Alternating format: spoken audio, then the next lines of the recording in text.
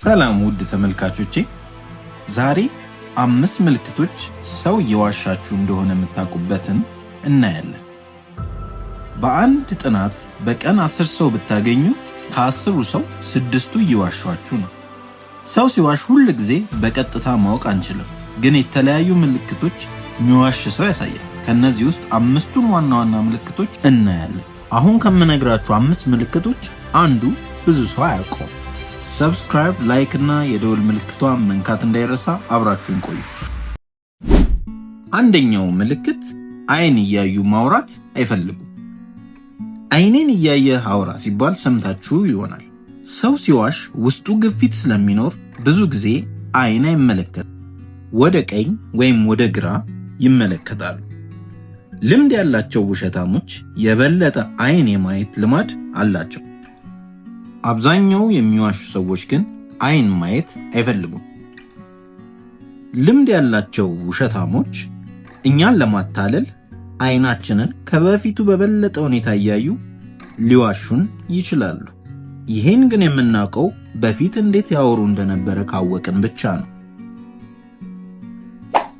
ሁለተኛው ምልክት ወጥ ያልሆነ ታሪክ ይነግሩናል። ሁለተኛው ላይ ታሪካቸው ይቀያየራል። አሁን ያሉት ነገር በኋላ ላይ ይቀየራል። ዛሬ ያወሩት ነገ ይቀየራል። ትንሽ እንኳን ላይመሳሰል በሚችልበት ሁኔታ ማለት ነው። ይህ የሚሆነው መዋሸት ጭንቅላት የሚያጨናንቅ ተግባር በመሆኑ ነው።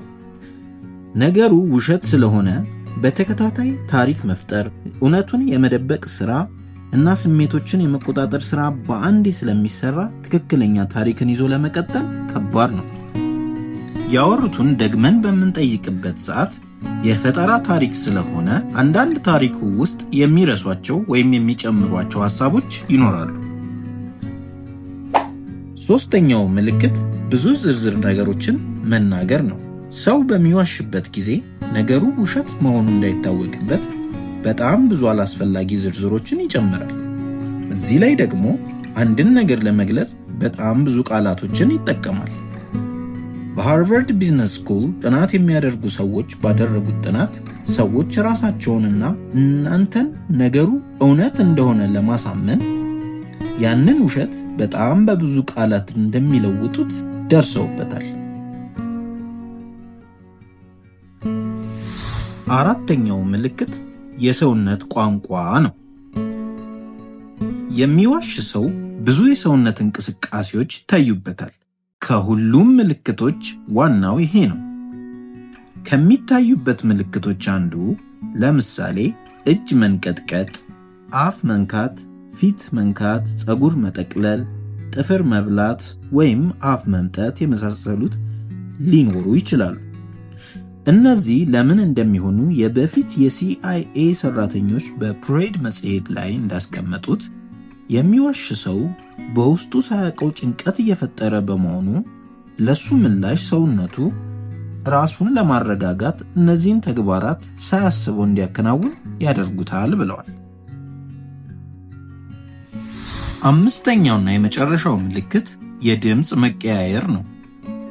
እየዋሸ ያለ ሰው የድምፅ መቀያየር ይታይበታል። ከበፊት አነጋገሩ በጣም በፍጥነት ወይም ደግሞ ዝግ ባለ ድምፅ ሊናገር ይችላል። ሌላው ደግሞ ድምፃቸው የመንቀጥቀጥን ነገር ያሳያል። ወይም ደግሞ ከፍ ባለ ድምፅ እያወራ መሃል ላይ ዝግ ማለት፣ ዝግ ባለ ድምፅ እያወራ መሃል ላይ ከፍ ባለ ድምፅ ማውራት ምልክቱ ነው። ማስታወስ ያለብን ነገር አንድን ምልክት ማየታችን ብቻ በቂ አይደለም። ሁሉን አንድ ላይ በመመልከት በጥንቃቄ መወሰን ይገባል። ከነዚህ ምልክቶች ውስጥ አብዛኛው ሰው ላይ ያያችሁትን ኮመንት ላይ ጻፉልኝ። ይህ ቪዲዮ አግዟችሁ ከሆነ ለጓደኞቻችሁ ሼር አድርጉ። ለተጨማሪ ሳይኮሎጂ ቪዲዮዎች ሰብስክራይብ፣ ላይክ እና የደወል ምልክት መንካት እንዳይረሳ። እወዳችኋለሁ። ቻው፣ ባይ ባይ።